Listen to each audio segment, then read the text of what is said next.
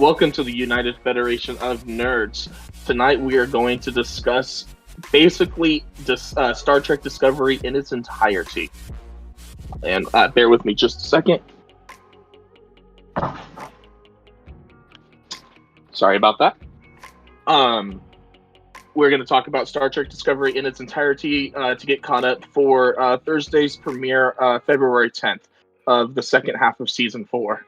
Tonight we are joined by Ace, Mr. X, and Noob Noob. And just for fun, Mr. X has a trivia question for you. Noob Noob, I'm gonna go ahead and we're gonna go ahead and knock that out of the way real quick. All right, I won't get it, but what is it? Well, this should be easy, but how many members of the bridge crew of Discovery could you name? That's not easy. Exactly. Most people can't. They rotate them too often. Like you'll go a couple episodes without even seeing some of them, and then have somebody new all of a sudden in the background and stuff. There's just no real consistency to it, so I don't know. There's the redheaded girl. There's the weird alien. If you're looking at the picture, you're just no, I have my eyes closed. Oh. Well, no, I'm just trying to remember them. Like, I don't remember their names. Like, obviously, there's she's the captain in the parallel universe. If that helps. And she's what you're talking about. Okay. Can you name any of the bridge officers besides Michael Burnham and Saru? Can you even name Saru? Yeah. No. Yeah, I could again pronouncing the name no, but I was gonna say the dude with the sprungers, but the ganglia. Sprungers, same difference. You're not getting Futurama reference. Yeah, from the first movie, Avengers Big Score. Yes. Yeah. Okay, so with that failed, I actually was only able to not name two. I was able to get Paul Stamets, Sylvia Tilly, Reese. Was not able to name the next guy. Then you have Detmer, and then below Detmer you got Saru, Michael Burnham, and Arian. But this is just this, like you said, this version of the crew. I know it. Oh, I was going to say, aren't you missing like 4 or 5 also? This is strictly from season 1, so. Okay. So it's a little bit different. Like you said, as the seasons go on, it does change. So with my notes, I talk loud. I can hear myself through Ace. Where did my notes go? Okay, so with my notes, the Vulcan hello. That was straight up not very Vulcan to me. What's logical? What do you mean it's not Vulcan? Just to open fire without any kind of diplomatic. But they had already tried query. Stuff that had failed. Opening fire worked, so they stuck with it. That was their story. Just it didn't seem very Vulcan to me. That's 100% logical, so it is Vulcan. Like, the logic is sound. If, walking up and punching him in the face works first time, or the second time, why wouldn't you do it every time? That's true. Especially if it continues to work. Yeah, it's kind of like what they say about prisons. Like, once you get in there, you just pick a fight with the biggest guy or something like that. It's kind of like what Vulcans are doing with the Klingons. They just, as soon as they get in there, just fight them. Yeah, not that it actually makes any sense, because technically that's what Michael Burnham does. She kills that one warrior by headbutting him really hard, which I thought was hilarious, considering he's also wearing a skeletal or an exosuit armor. But technically she did give him the Vulcan hello right then, and all it did was escalate things. So continuing along those lines, I don't think would have been a good idea. Either way, those we're hell-bent on fighting. And also with the first 2 episodes of Discovery, we are not actually on Discovery. We are aboard the Shinzo, captained by Philippa Giorgio. I'm sorry, Philippa Giorgio. Can't say the name. Still on that for the first 2 seasons. Why didn't they have probes? What kind of probes are you talking about? Like the actual kind of probes that they've used in Star Trek since the very beginning, where they send a probe. They always do that. Send a probe. Send a probe. Send a probe. They do in later seasons. No, I know, but they don't even mention it for this when they come up on the artifact and stuff like that. They're like, our sensors aren't working. Let's just send Michael Burnham. They did address that. If I remember correctly, the distortion would have affected the probes just like the sensors aboard Discovery. Aboard the Shinzo, which is why they decided not to send it. Like I said, if I remember correctly, it's been a while since I've seen that particular episode. But then they still relied on those sensors from the ship and not really her at all. Like, that's what I mean. Yeah. That's why it was. Yeah. But yeah, we are on the Shinzo for the first 2 episodes, and then the Shinzo is destroyed along with Giorgio dies in the 2nd episode, and she was supposed to be this great captain and supposed to be a main character, at least from the trailers and everything pre-Discovery. They made it that she was going to be a long-lasting character, and then they just killed her right off the bat, and it was really kind of jarring. Almost derailing the whole show. I didn't see anything going up towards it either. Like, I didn't see any trailers or build up for it, so I guess it wasn't that jarring. Like, I had no idea who she was. I didn't feel like she was supposed to be that big or a badass of a captain, to be honest. What is the Shinzo? What kind of class ship is it? That I don't know. Exactly. It's definitely not a Constitution.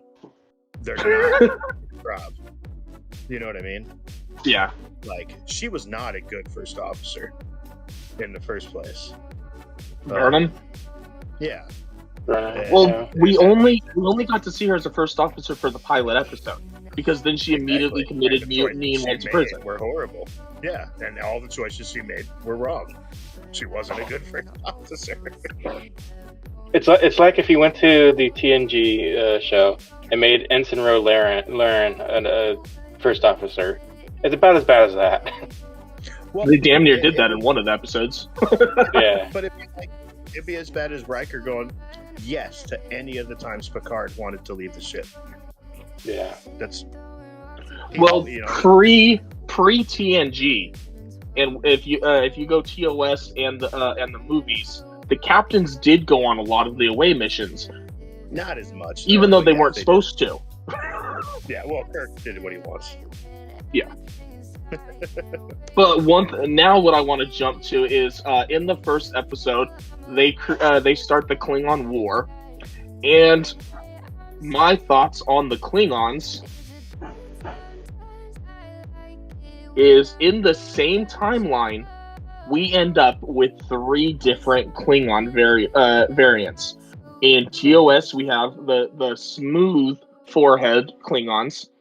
Then in the movies, Next Generation, Deep Space Nine, Voyager, and even Enterprise, we have the ridged four-headed Klingons. And then we have these weird egg-shaped ridged Klingon, bald ridged Klingons with really, really, really broad noses. And I just thought they looked terrible. They do look terrible. And here's my big question. If it's supposed to be all of the Klingon houses, where's the House of Moog?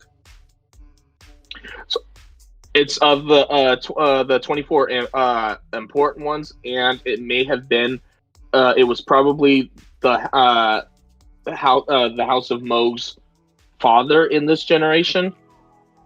Yeah, it would still be the House of Moog, though. Like, that's the house name. That wouldn't change from the generation to generation. They don't change it to the House of Worf or anything like that. Like, it stays the same house name, like a dynasty, right? But if you look at Deep Space Nine, isn't it the House of Martok? Eventually, because he joins a different house. No, but what I'm saying is it's named after Martok, and that's the only name we know him by. Mhm. So so the house is his name, and then when Quark joins the house, they name it the House of Quark. Okay, yeah, maybe I missed that part. That makes sense. So House of Moog might actually exist. It just hasn't been named that yet. I was thinking Right, more that these guys might be. It might be more of the side of the unreliable narrator, because again, this time, like original series style and stuff like that, they didn't have the censors that they're showing in Discovery. Like, if you haven't seen the original series that much, but the stuff that they're showing in Discovery is way more advanced than really the rest of the fleet has. It's more sub battles than what they're showing, like ship to ship, and at least that's how the original series was more depicted, and especially before that. I forgot where I was going with this one, with that ugly ass picture in my face. Hey! That's core Dahar Master. Yeah. Oh, there you go. They could be fighting only a small part of the Klingon Empire. That's you know what I mean. Like, this could be. There's just the southern part of it to be, like a tip. I know they're not, but yeah, and I'm not going. I'm not really going to go episode by episode. We can bounce around, talk about the entire season, and they end up. It ends up being the entire Klingon Empire, because I know Burnham is in prison for 6 months and the war is going on. Then we'll get to it in a minute, but they leave their universe for 9 months, and when they come back, the Federation is almost completely obliterated. That is one of the inconsistencies that I can't stand about season 1 of Discovery, because there's nothing like that mentioned in TOS. That's because I don't think they were. They do mention it in the original series. They do. They mention the Klingon War and stuff like that. That's how I know a little bit about some of the ship battles. The first couple episodes, one of the first episodes definitely does, but they are only losing on the fronts. They haven't, like, the Federation is in the verge of collapsing, but not like on the Federation planets yet. The war hasn't gone that far. If you look at the map, when they were talking about it, it's gotten rid of almost all of the space stations. Yeah, but they're still along almost the same border. Like, the border hasn't moved into Federation space yet. Like that after 9 month map, it did. Not really. And even Admiral Cornwall. That much. Even Admiral Cornwall said they were on the verge of. If it wasn't for Discovery coming back, they would have lost the war probably within days. Yeah, I don't know. But that's just one of my inconsistencies. It doesn't seem like it would have been that big of a battle to go to not be mentioned at all on the rest of any of the that war lasted too long to never be mentioned again, except for, you said a couple times in TOS. They never mentioned it in any of the other series. Yeah, they definitely don't mention it in any of the stuff they deal with in the Klingons in the Next Generation at all. Yeah. And that's why I was saying the theory of maybe it was, this was a offshoot of the Klingon Empire, and we deal with the rest of the Klingon Empire later. But I know that's not the case. I'm looking for the right picture, and of course I can't find it at the moment. And now I'm into my season 2 stuff. But the Klingon cloaking technology, I did a little bit of extra research on that one today. Apparently, pre-Discovery, the cloaking device wasn't introduced to the Klingons until Star Trek 3. Yet, at the Battle of the Binary Stars, T'Kuvma has a cloaking device that he wants to share with all of the houses that will join him. It's not even that. It's a cloaking device that's old. Like, it's from his father's ship. Like, so it's at least a generation old. That's what's weird about it. And I've got other issues with that ship too, because it spits in the face of everything we've known about the Klingons too, with their death rituals. Klingons don't give a crap about the remains of the dead, and yet only T'Kuvma did, and that was my other theory again of them being like a religious sect or offshoot of the Klingon Empire, and they kind of were. They were more of a cult. Oh yeah, they were definitely out there. They were, yeah, and that might be where, I mean, even their father might have been, and they could be. There's not a lot of sciencey people within the Klingon Empire. Maybe this person's father was, and that's where the cloaking technology came from, and the cult-like attitudes and stuff like that, because they would be ostracized for being a sciencey person and a Klingon at the same time. Like they don't seem to interchange well. Yeah, but they don't steal technology either. So somebody's got to be invented. Are they don't steal technology? What if not as a like racial like trait? I mean, that doesn't mean that they don't acquire it. Okay, they're not like that. Is it Packlids? The Packlids. They're not like that, where it is their, only way of getting technology. They obviously have invented it themselves, and to some extent, stuff like that. Because a lot of it is completely different than what the Federation uses. It's similar, like they're always able to integrate them somehow. And in the voyage home, they were able to just fly a damn, bird of prey back in time. So.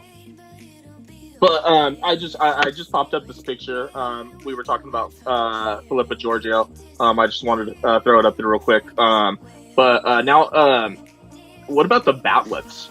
I am actually a fan of the Bat'leth weapon itself when you're talking about Next Generation, Deep Space Nine, and Voyager. And I've got a picture of the Sword of Kahless. The Sword of Kahless is shaped exactly like the Bat'leths that are used in the late 2300s. There's almost no change to it except for the probably the make of the metal, a little bit of there's an extra handhold in the middle, but other than that, it's almost identical. But then with Discovery, you end up with this monstrosity. Looks like a bow. Religious cult. Yeah, we never do see any other type of things. Yeah, it's like it's probably ceremonial only to T'Kuvma's faction, possibly, because it even matches the ship, like the outside of the ship that almost seemed like it was surrounded in a bone armor or petrified, even though that I think that it was aesthetic. Well, and then like you mentioned, the ship is ancient. You would think maybe this Bat'leth is ancient too, but I just pulled up a picture of Kahless' sword, which is, we know from Deep Space Nine, about 1,000 years old. Yeah. Well, there are, hundreds of different types of swords also. So there could just be variations of a Bat'leth too. And that's probably what they're going with. It's just, I don't like the design of the Discovery Bat'leth. No, not at all. It's not good. It does look like somebody broke their string off a bow, like you said. Okay, and then I couldn't find a different picture, or a different good picture. But then when Michael Burnham is in jail for 6 months, she ends up on a shuttle somehow. I don't quite remember that. And then something happens. Yeah, go ahead. He gets her transferred. I was just going to get to that, but I don't remember why she was. I don't remember what the in-story reason was for her to be on the ship. No, there wasn't. But I was good. That was it. It comes down to her expertise in. He wanted her to work on the tardigrade, basically. Is what it came down to. He saw her as somebody that he could use. Later on, it comes more to the Mirror Universe stuff. They didn't have Ripper yet. When he acquired. No, he did not. He didn't know about it. He didn't know about that. He didn't let on to. You know what I mean? Like, I know he had access to their logs, even though he said he didn't. He didn't. I don't know. It seemed that way. Even Stamets didn't have didn't even know about Ripper until they found the sister ship. And I want to bring out my little Ripper. I have a Ripper. I love my little tardigrade dude. He came with my giant Tribble. I brought props. But yeah, when he finds when they find the sister ship, on the sister ship is hidden this giant tardigrade. We're talking something that is in our universe microscopic, and then this thing is as big as a bear. And I have a great... Oh, look it, there's Trouble. Living up to his name. So here is Ripper. This is the end of Ripper in a good way. This is after the torture. This is after Michael determines that he's a sentient life, and this is after she beams him into space, and he's able to ride the mycelial network to wherever he wants to go to be free. So that's why I went with this image, because it's lighthearted more, because Ripper was tortured the entire time he was on Discovery and the sister ship. It was not cool. But Gabriel, like you said, Gabriel Lorca did plan for her to be on the ship. He wanted her to help out with figuring out the spore drive and everything like that. Speaking of... 1 second. Nobody discuss the guy that he murdered. Because you're not even thinking about him right now. Who did he murder? He diverted that shuttle. So technically the shuttle driver is on his hands. Well, we're going to get to why he doesn't care about that in a minute. I know, but I mean, technically he did it. Like, it happened. And Michael Burnham even should have been able to put 2 and 2 together. Be like, what the hell? This guy is technically really responsible for this guy's death because of his hubris, is what it comes down to. He's arrogant enough to think, hey, I want this lady. She's mine now. Yeah. Well, and he did say that he was tasked with using any resources he deemed necessary. He deemed her a necessary resource. Okay. She gets, end of the season, she gets pardoned, blah, blah, blah. She's a commander again. Yeah. Okay, it worked. It all worked itself out. She's the only person in Starfleet history to commit mutiny, and then it's all undone. Okay. I don't think that was the original plan, but once Brian Fuller left the series, I think it was definitely changed a little bit, in my opinion. But since we're talking about the spore drive, I want to throw out a quick Easter egg. The engineer Paul Stamets is actually named after a fungus professor in real life, who is this gentleman right here. This is the real Paul Stamets. And they named the character after him because of the mycelial network. And you got that picture of Paul Stamets, and then I got Paul with Anthony Rapp, who plays Paul Stamets. Here he is. Mm-hmm. So Paul Stamets, basically, he's kind of like the chief engineer, although they never refer to him as the chief engineer. And once they figure out... I think he's been supplanted as the chief engineer as soon as he becomes probably what you're about to talk about. And somebody else does it. That's another one of the problems with Discovery, just like the bridge crew. We just don't know much about the crew. There's no, vesting whatsoever, you know what I mean? Even again, not sorry to railroad, but when he needs a different doctor,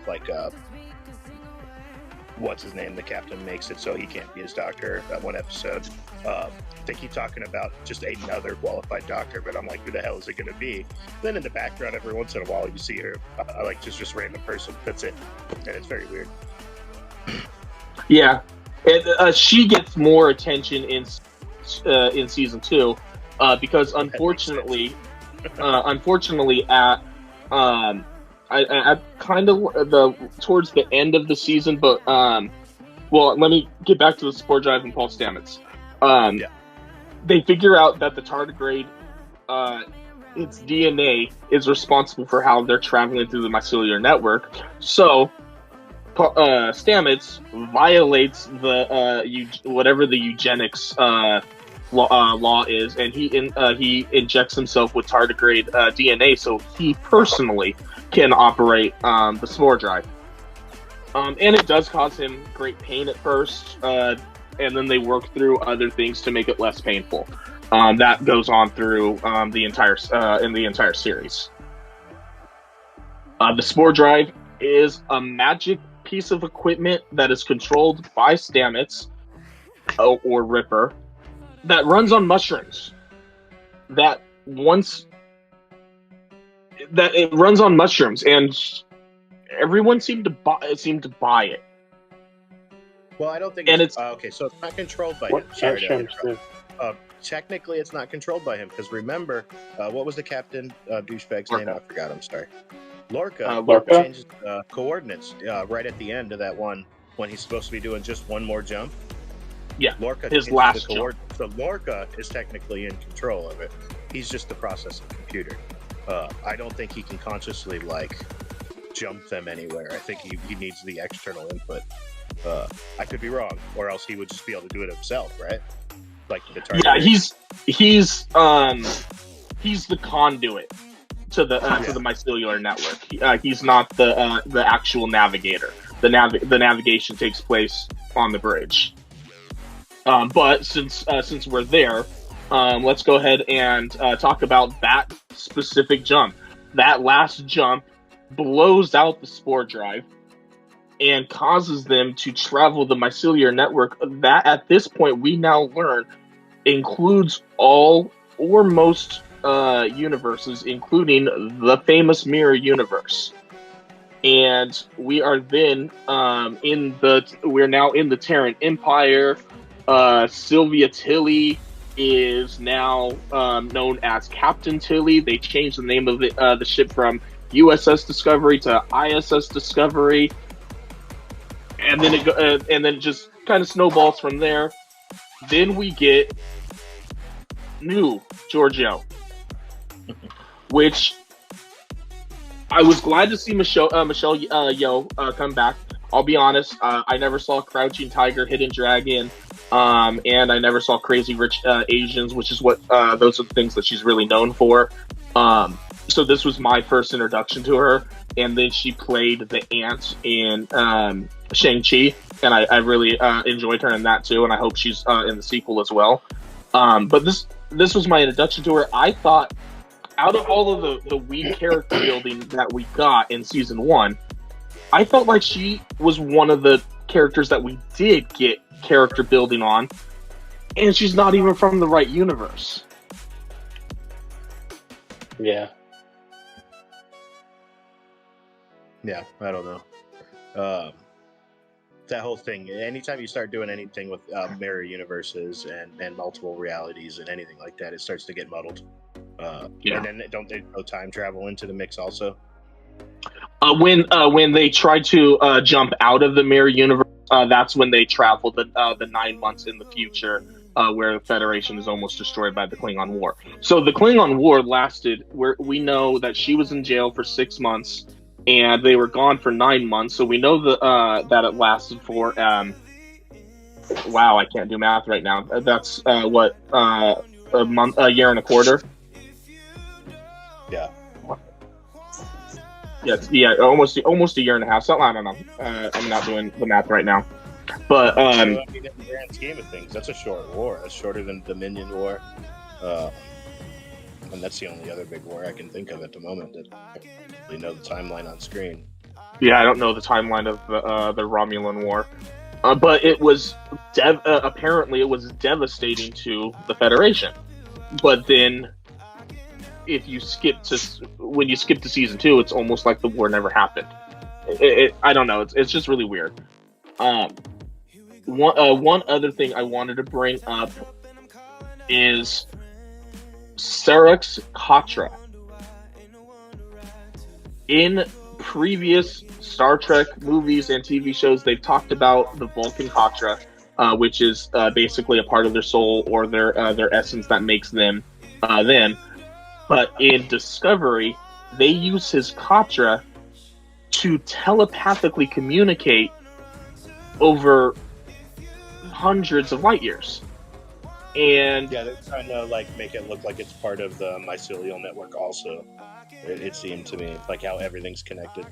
But it goes back to that episode of The Next Generation of the Traveler also, that thought and matter and everything are the same thing. Energy, thought, and matter really are. And that's what the mycelial network is helping bridge. And I think that his telepathic communication with her is an extension of that network that exists within the universe. So I don't think it's that bad. Sorry, I'm fixing something on the recording. I apologize. I don't know. I didn't like it. And then when she has to use it again, I don't remember if that was season 1 or 2. Does she have? When does she saves Sarek's life in season 2? Doesn't she, Mr. X? Only in one that I know of. Huh? He's I thought it was only it's in season 1 where he's on that ship that gets blown up. Okay. And he's unconscious. And she has to go into his memories, and then she sees that she wasn't allowed in the Vulcan Academy because he chose Spock over her. That was all that. Yeah. Then her going into his mind. I mean, that felt. I was just watching an episode of American Dad the other day where they jumped into Roger's brain. It felt very much like that, but less alcohol induced.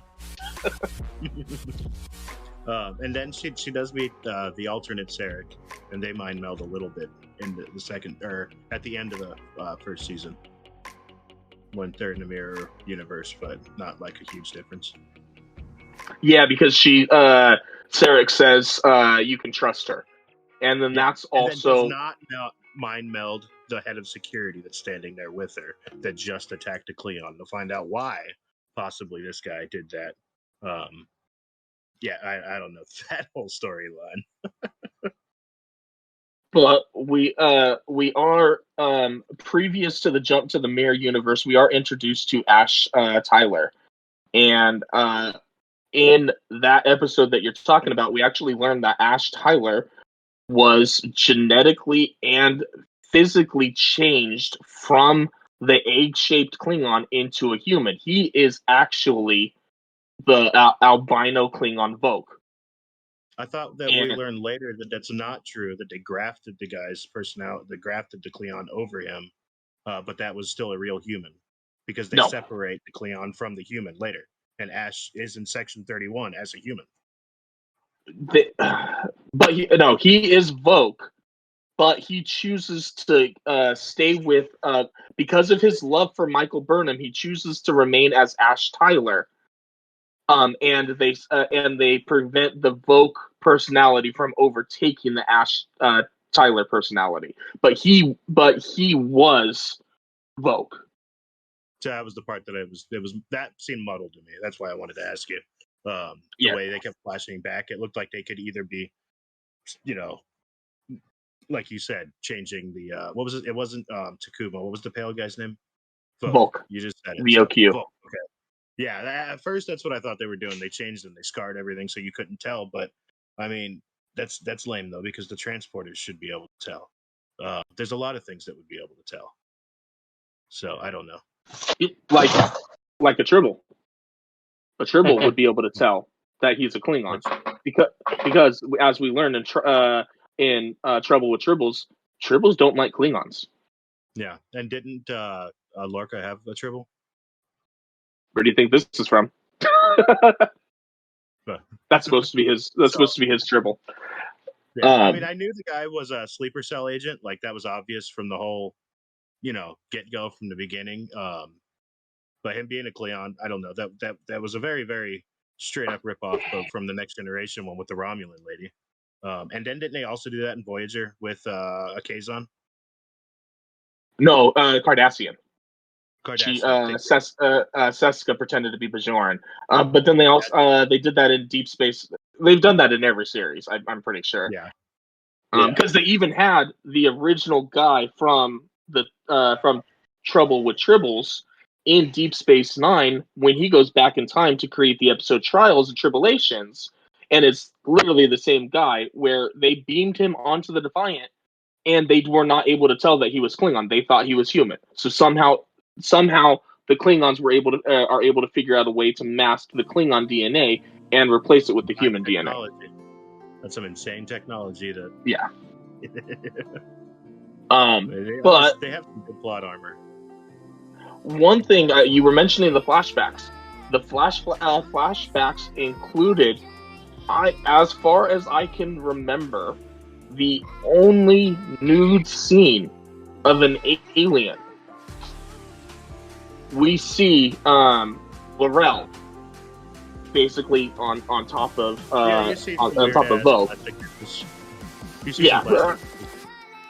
I'm just saying it's the only nudity we've seen in Star Trek as far as I can remember. In the 2009 Star Trek movie, it was even a big deal that the Orion girl was in her panty and bras at the Academy with Kirk. Yeah, well, that one was fine. It was the one that bothered me was the blonde lady, for no reason. Yeah. They just like the camera just stays on her for like a good 2 seconds, and then hands away. I'm like, what the fuck? You're talking about Dr. Marcus? Yeah, but other Yeah. than that, it was I like those movies, so I'm not gonna complain. We mentioned Tyler and Laurel. This is where he learns that he was Vogue. That's where she tells him, "I still hate the shape of the head." And now, in any way, shape, or form, right now, I'm gonna pop up a picture. Xenomorph. Can Mr. X or Noob Noob tell me who this character is? I can, but I'm not going to. Why not? Oh, it's Sean. Mr. Mud. X can answer. Mud. Yep. Mud. Mud. And I'm not gonna lie, I enjoyed Rainn Wilson's portrayal of Mud. Oh, I thought Yeah. it was awesome. Yeah. The episode where he turns on them in the prison, that seemed very his character, and he played it well. And then when he came back in, when he was hiding in the Gormagander, and then he keeps doing the time loops over and over again, I thought it was great. Those are my 2 favorite episodes of the entire series so far. To be honest, they're the most Star Trek episodes. Yeah. Like, my least favorite episode is episode 9, just in case you were wondering. Remind me of what episode 9 is. 150 something micro jumps. Oh yeah, that was a little ridiculous. So dumb. I think there was an extra episode with Mud on streaming also. Yes, in the as, like, short out tracks. of the series. Yeah, short tracks. There's an extra Mud episode. Yeah, there's also a great Tribble episode with H. John Benjamin, and I believe her name is Rosa Salazar. She played Alita Battle Angel. I don't like her.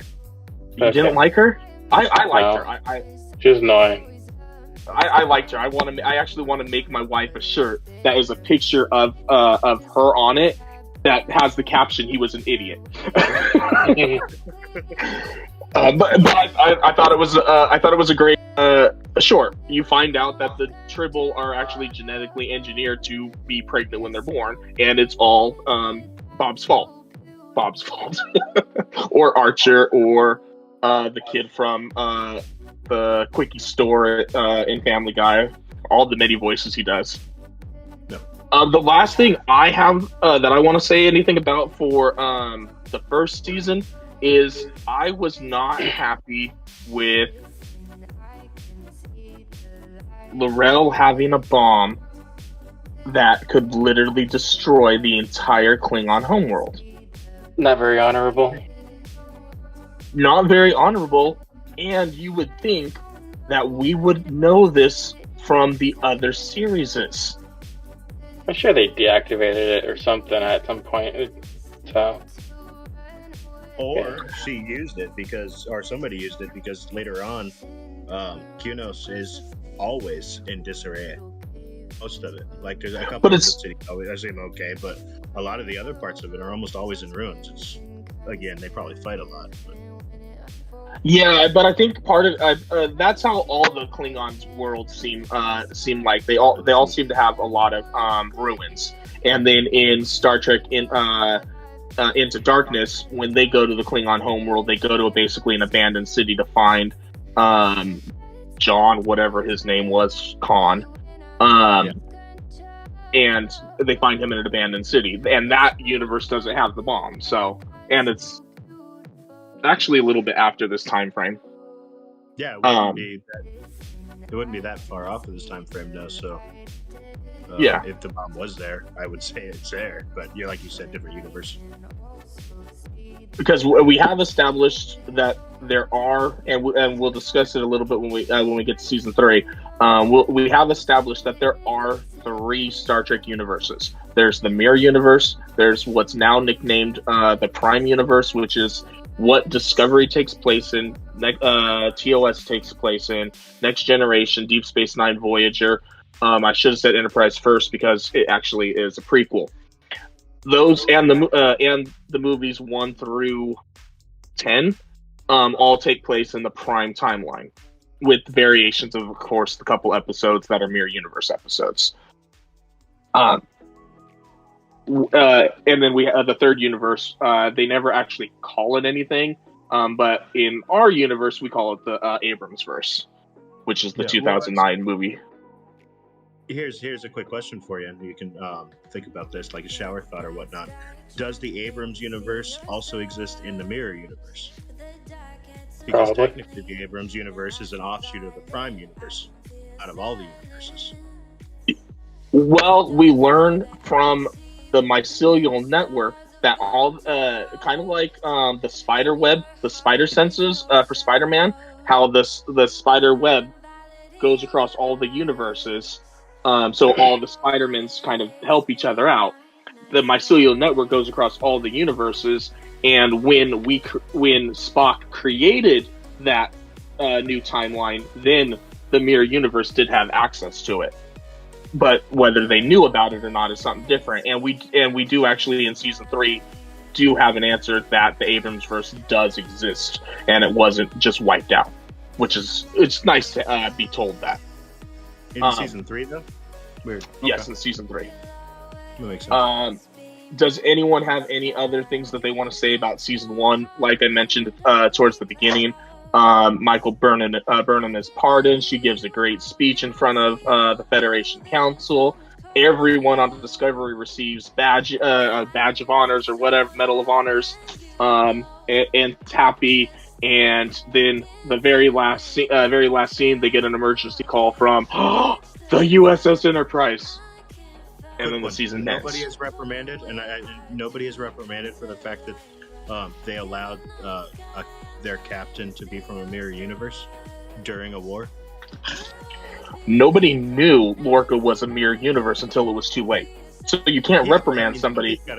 Somebody's always held accountable. It's the military.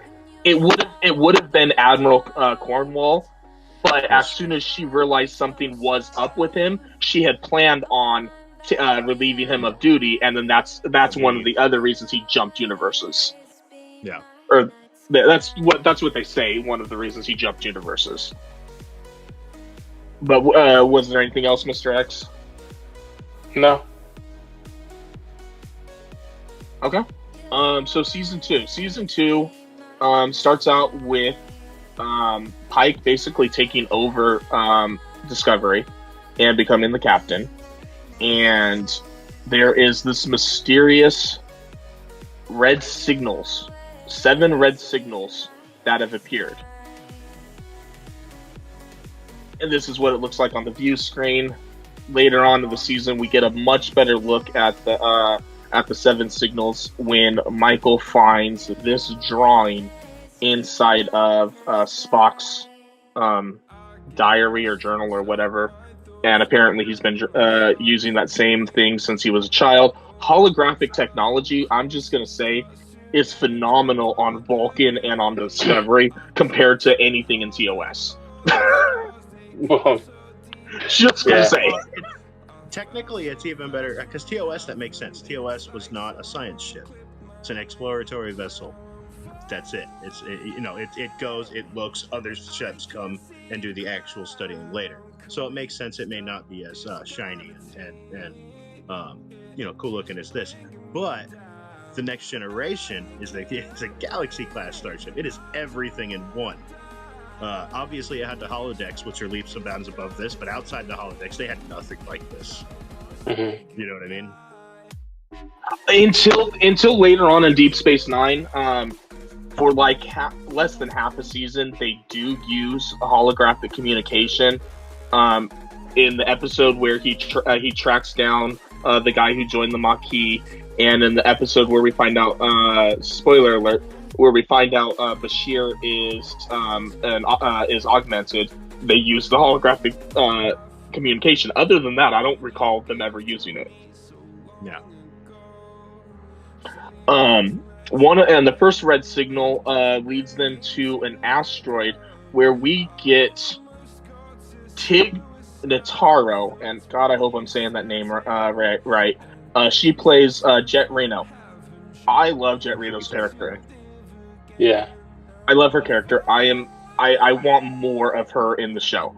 I want her poking jabs at Stamets as often as possible. She is the comic relief of the show to me. And isn't she one of the bridge officers that disappears for like episodes at a time too, for no reason? No, she's never technically I guess until season 3 she's not technically a member of Discovery. They find her on a different ship, and she's an engineer who was on a hospital ship where everyone was either dead or injured, and she had to use her engineering skills to keep everyone alive, which she also did a phenomenal job at.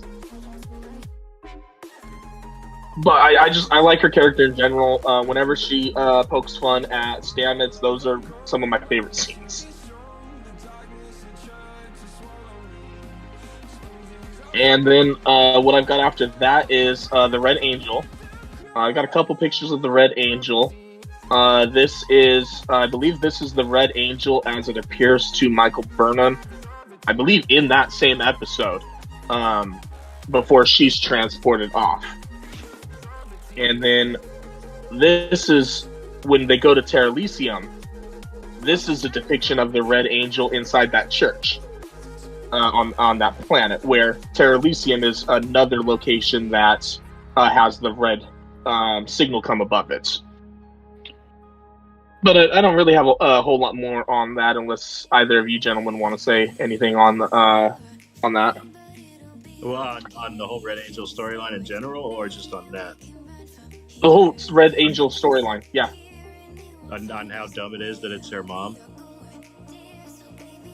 How dumb it is that they think it's her at first, and then it becomes her mom. It makes sense because the genetic markers match, so why wouldn't they think it's her?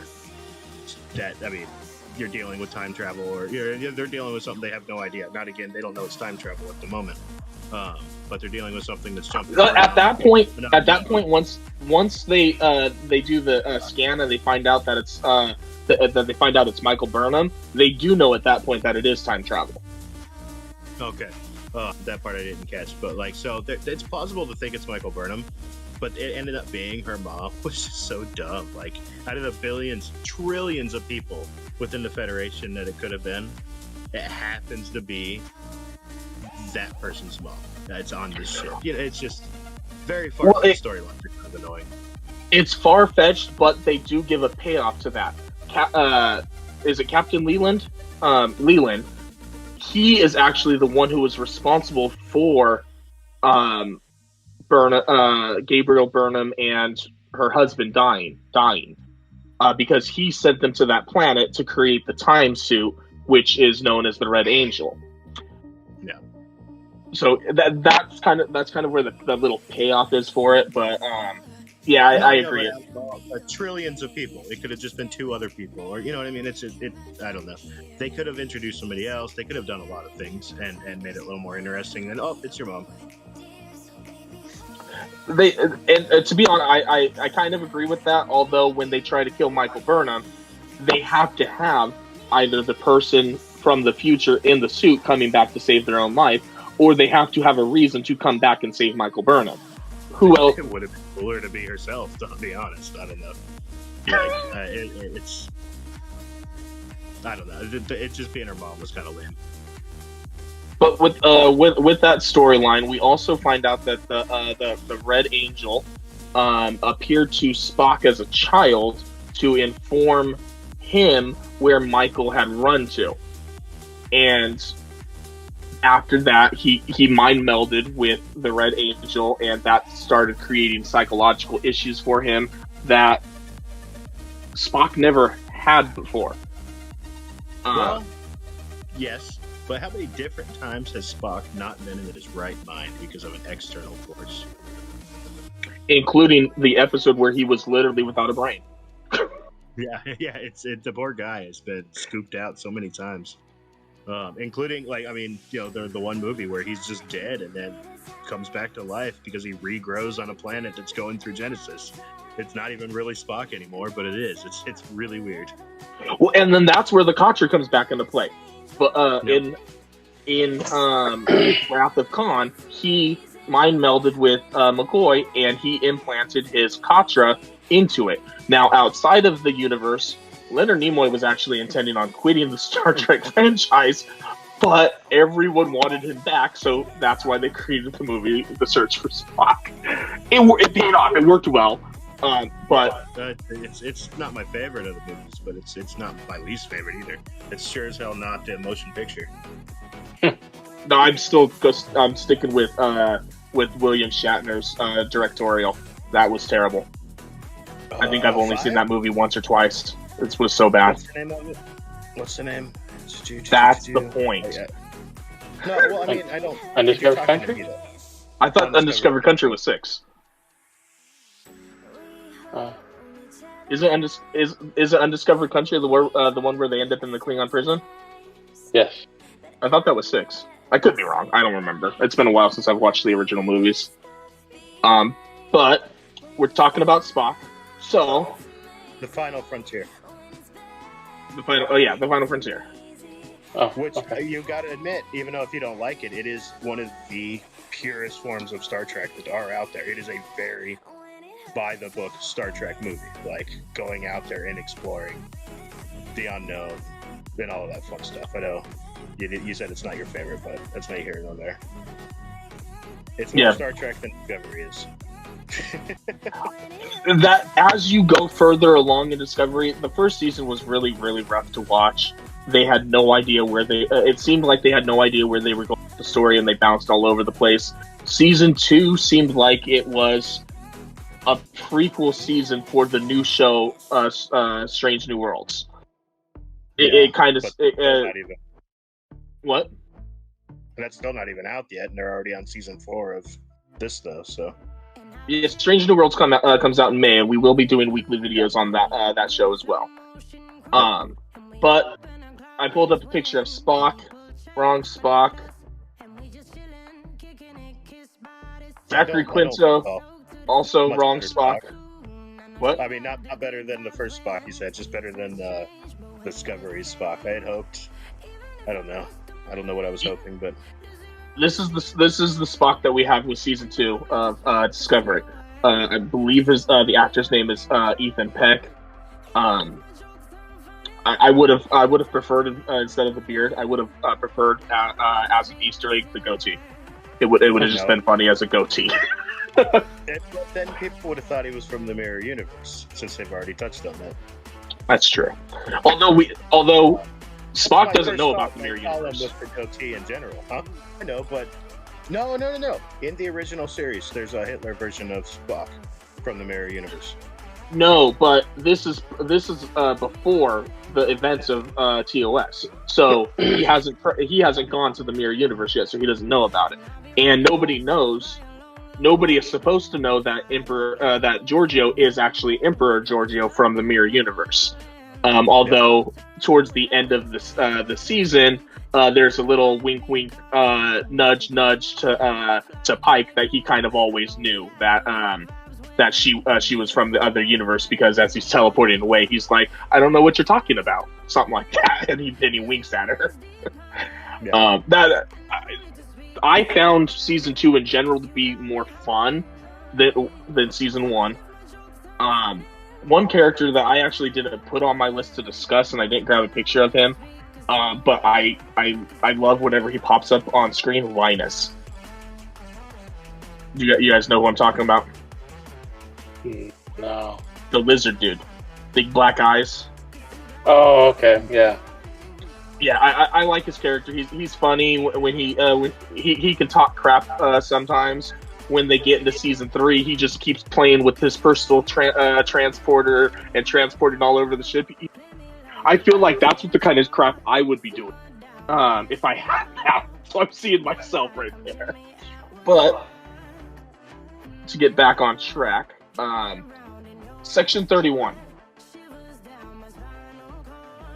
this is a little promo for the TV show Section 31, which is supposed to start filming not in not too distant future. Once Picard season 3 is done filming, I believe this is supposed to start filming. Section 31 is not a secret entity in this universe or in this time part of time. Everyone knows about Section 31. If they've got the black and white badge, they're special and you don't screw with them, basically. That was my biggest issue with Section 31. And I'm a person that in Deep Space Nine, that was actually one of my favorite storylines with Section 31. I've got my for Surrey to activate my office lights and everything like that. I call my office Section 31. And my house is Starfleet headquarters, so that's how much I liked it. What are the chances by the time Discovery ends that it is in a different universe? Since there are so many inconsistencies. They have Alex Kurtzman as well as the directors, including Jonathan Frakes, have come out and confirmed that it is in the same universe as the other series. Nope. The stream has ended. Cricket knows. Uh-oh.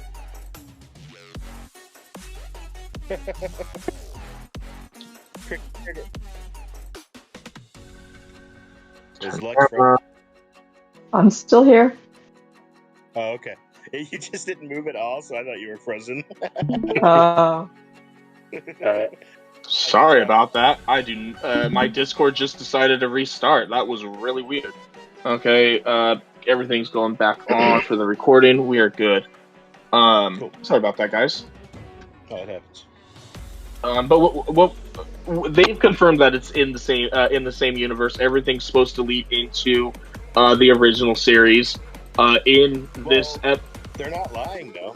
Even if they say they're in the same universe, because they've introduced the mycelial network and can hop back and forth, they're not lying no matter where they say they are.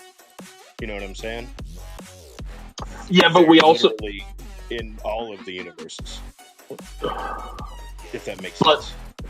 But they don't travel out once they get back to the Prime universe. They don't travel outside their universe because then theoretically, instead of using the time stone and the wormhole, they should have just used Stamets to travel the mycelial network and travel ahead 950 years. But they weren't. They're not able to control the mycelial network like that. So they had to create the what I call the Iron Man Black Angel suit with the time crystal. That's another one of my issues with Discovery. Is I like the special effects in Discovery. I just wish it was more consistent, because the technology where she puts on the EV suit, the helmet comes on all by itself. That in Voyager, they're constantly using EV suits and they're putting on the helmets, and it takes them like 10 minutes to put the thing on. Yeah.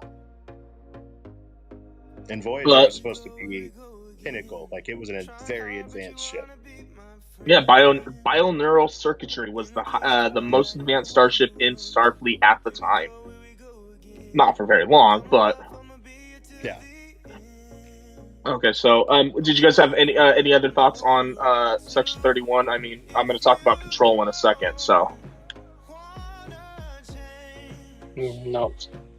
So with Control, I couldn't really find a decent picture of what Control was, because Control is the AI of Section 31 that basically tries to run the Federation.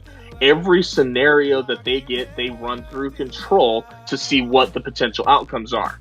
Well, they end up doing that so much that they rely more on Control than they do on the actual people in charge. And then Control learns about the sphere data. And the sphere data, this is a giant traveling sphere that's been essentially alive for, I think they said, over 100,000 years. It's been traveling the galaxy, collecting data that whole time. And just before it dies or implodes in on itself, it transfers all 100,000 years of knowledge that it has gained to Discovery. Control learns about this knowledge, and Control doesn't care about most of the information. They just want all the AI information out of the Sphere data. And then that snowballs into the second half of the season, where we lose Ariam. Ariam is taken over by Control. She's not able to control her actions, but just before she dies, she is able to tell them, hey, check out Project Daedalus, and oh, by the way, kill me, because if you don't kill me, I'm going to kill you, and I can't control myself. And then Security Officer Non is the one who is actually able to kill Ariam. And another one of the reasons we know this is the same universe is they go to Spock has to go to Talos 4. That's a really grainy picture. They have to go to Talos 4. This is better. In order to fix his mind, because it's been all jumbled and screwed up. This is actually, I don't want to say this is one of my favorite episodes. I think this was a very, very well done episode where they were able to incorporate the original pilot of the original series into officially make it canon. So now we have the Cage, which is a prequel to Discovery. Then you have Discovery seasons 1 and 2, and then you have TOS. So it's all the same timeline. That's also where we know. And then later on, when they have to go get the time crystal, we also know from what Pike sees that it's the same timeline as well.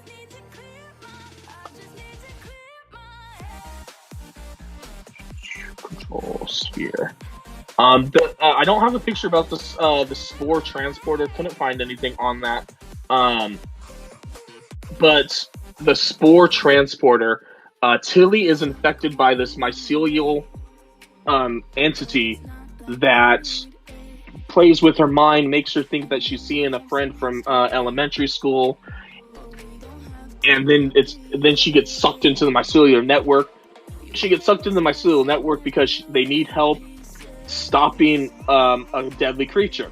That deadly creature turns out to be the dead Hugh Culber, who was killed by Ash Tyler / Vogue when he was having his issues in season 1.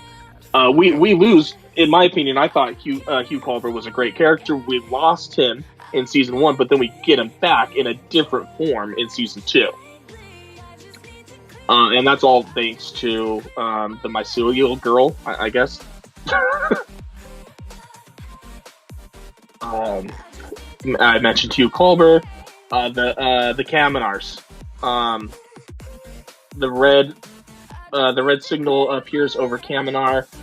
This happens shortly after Saru goes through with the Vorai, which is artificially generated because of the contact with the Sphere itself.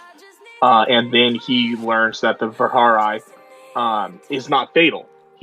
As Burnham goes to cut off his ganglia, they just fall off, and he survives, and now he's like a whole new person and is pretty much fearless.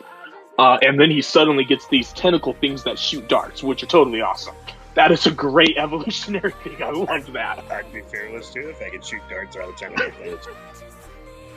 And he goes, and even though he promised Captain Giorgio, his mentor, that and she's also the person who rescued him from Kaminar, he promised her he was never going to go back to Kaminar. But after finding out this information, as well as a red signal appearing above the planet, he breaks that promise, and he basically forces the entire planet to go through Vorai. And then now all the Kamarians, I don't know, all of them are past Vorai, and they're going to start having these shooting things too. But they do want to live in peace with the Ba'ul, who have been calling them when they reach the Vorai. basic rundown on Kaminar. Yeah, not part of the Federation though. So why? It seems like they should not be, right? Pike violate would. They didn't really violate the Prime Directive because the Ba'ul, who are also sentient life forms on that planet, have warp technology. So I know that, and they're not part of the. I was asking, actually. I guess. Oh no, part of Starfleet, right? So no, they are not part of Starfleet. Very few aliens that are not part of Starfleet, then, that are actually accepted into Starfleet. It seems correct, like it's very rare. And that was at the behest of Philippa Georgiou. Basically, she wrote him the letter of recommendation to the Academy. Then we end up. I just grabbed a picture of the time crystal. I've talked about it a couple times. Not a fan of how they introduced the time crystals because it's on a sacred planet in the Klingon Empire called Borath. Well, earlier in the season, Ash has a kid with L'Rell, and they take the kid to the planet Borath. 5-6 weeks later, however long it's actually been, when they come back to Borath, whatever, I know I'm saying it wrong. He's aged. He's a full-grown adult. He's like 30-something years old, and he mentions that when people are on here, time changes. Time deals with things differently. In TNG, Worf went to Borath, and nothing affected him. Nothing time dimension was mentioned. And while he's on Borath, this is when Emperor Kahless comes back to life, and they bring Emperor Kahless back. I saw a couple things online. If Borath has the time crystals, why don't they just use the time crystals to go back and get Emperor Kahless rather than actually cloning him? You have these time crystals, but you're going to create a whole new technology and clone a guy who's been dead for 1,000 years. Were they able to go back in time with the time crystal, or was it only forward? They don't go into a whole lot of details. In one thing, they think that they can go backwards because Gabriel Burnham wanted to actually take the Red Angel outfit back 1 hour when they were attacked by the Klingons. She wanted to go back an hour to basically tell everyone the Klingons are on their way to evacuate the planet. That mistake happens, and she ends up 950 years in the future instead. So we can assume from that intention it can go both directions, but we don't know. It's never flat out stated. But when Pike is sent down to Borath, and he has to go get the time crystal, and once you grab the time crystal, it shows you a potential future. In that potential future, he sees himself in the wheelchair thing with his face melting, and he screams and backs off, and he's like, that's a terrible way to live. But he knows how important that time crystal is. And once you remove the time crystal, you set that future in stone. You cannot change that outcome. So Pike is living the rest of his life knowing that he is going to end up in that wheelchair with the melted face. Again, that's another reason why I think they should turn this into a different timeline, because if he knows that, he can change it. It doesn't make any sense for it to be set in stone. The time crystal makes it, according to Voke's son. Take off his badge, write down a resignation letter, and it will not happen. Somehow it would happen. Other things to try to, like the movie Final Destination. The guy has the vision. He tries to not get on the plane, and everyone who follows him still ends up dying somehow anyways.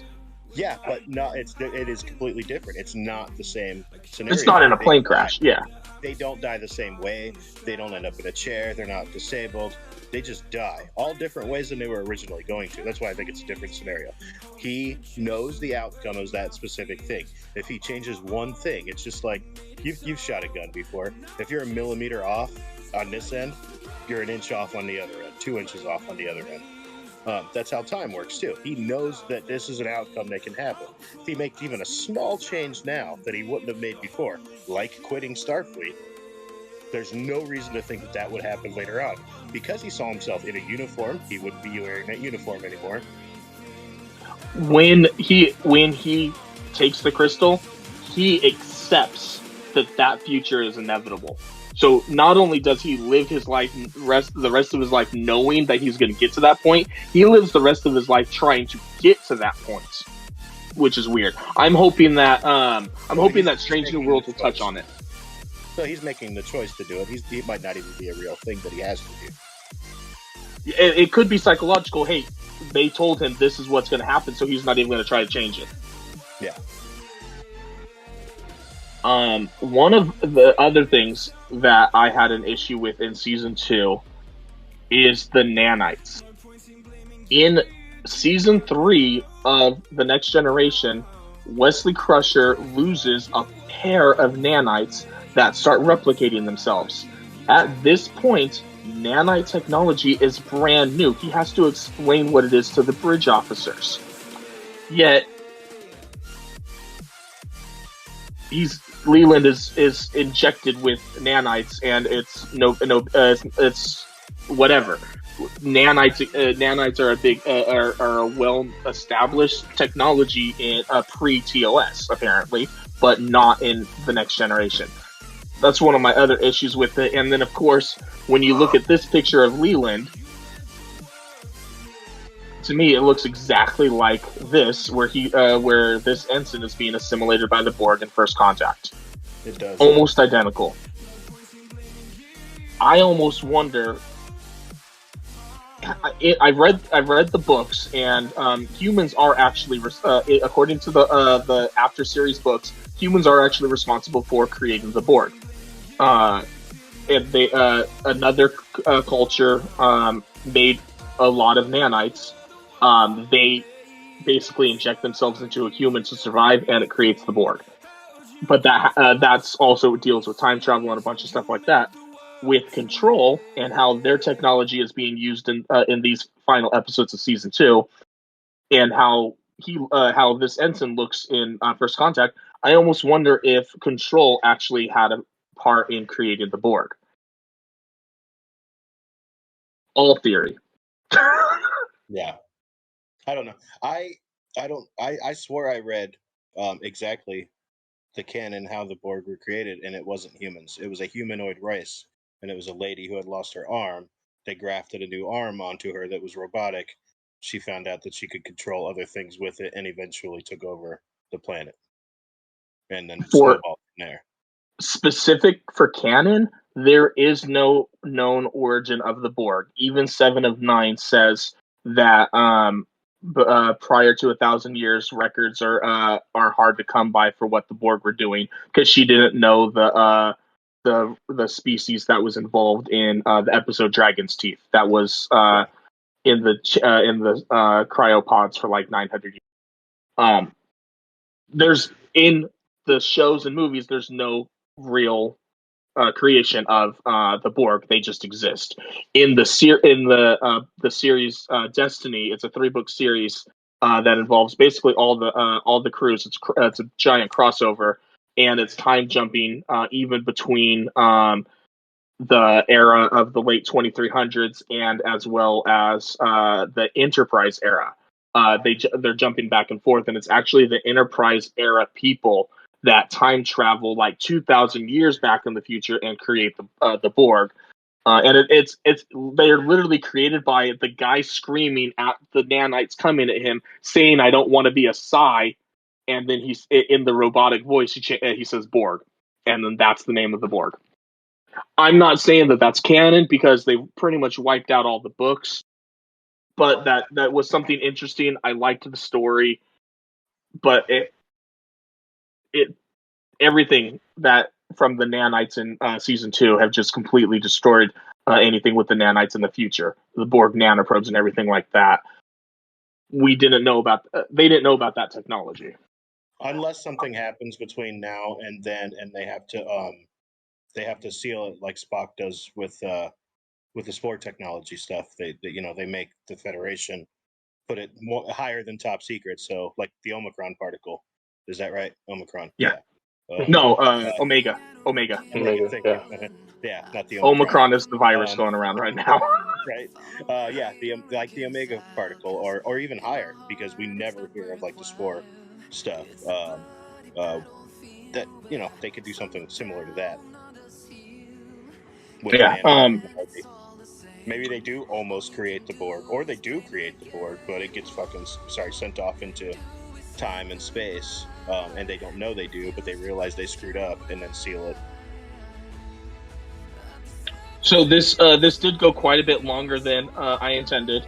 I am going to have to cut it short before we get to season 3. We'll probably have to come back and do we'll have to figure something out. Maybe we'll talk about season 3 this weekend or something. But do either of you or any of you guys have any opinions or thoughts on seasons 1 or seasons 2 before we get to the fact that Michael Burnham does create the Iron Man Black Angel time suit, and she travels into the future 950 years. We know that she does make the jump successfully. We know that in season 2, because she tells Spock, "I'm gonna send that 7th signal." 6 months after Discovery leaves, that 7th signal appears and basically reassures Spock that she made it the 950 years in the future, and then sent the suit back and destroyed it. So it ends with us knowing that Michael Burnham got to the future. We don't know anything about what happened to the ship at this point, or what's going on in the future. Quick question for you I had on it. How far in the future did the Doctor's arm thing come from? Doctor's arm thing? From Voyager. I just can't. His holographic emitter. The portable. The mobile emitter, that was like the 2800, something like that. Discovery goes further into the future than any series has before, including Enterprise. Enterprise at the time had traveled further than Voyager had, because Voyager actually does have an episode where they take place in the future, where Seven is trying to correct a time bomb. But Enterprise has a few episodes talking about the temporal wars. In season 3, they do actually talk about the temporal wars, and the temporal wars are over. So we know that they're beyond that.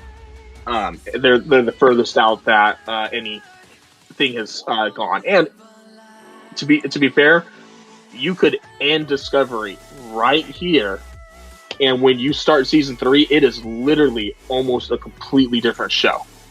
And we'll have to talk about that next time. But Mr. X, do you have anything to add? Nope, nothing to add. Okay, and Ace, you've been pretty quiet, nodding along with it with most of this. Is there anything that you want to add to this? No, nothing. And just for a quick point out too, to her left, that is another version of Spock as a bear. Just saying.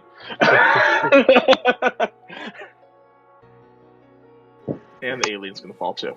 So that's Spock Bear, and he's got his phaser too. So I'm gonna call it quits there. We'll talk on Discord to figure out what we're gonna do about part 2 for this. Unless anyone else has anything to say, this has been the United Federation of Nerds, seasons 1 and 2 of Discovery. And we will be back on Thursday with, I believe it's episode 8 of season 4. And then we will continue our discussion to cap off season 3 and the first part of 4 at a later date. Thank you, guys. All right. Good night.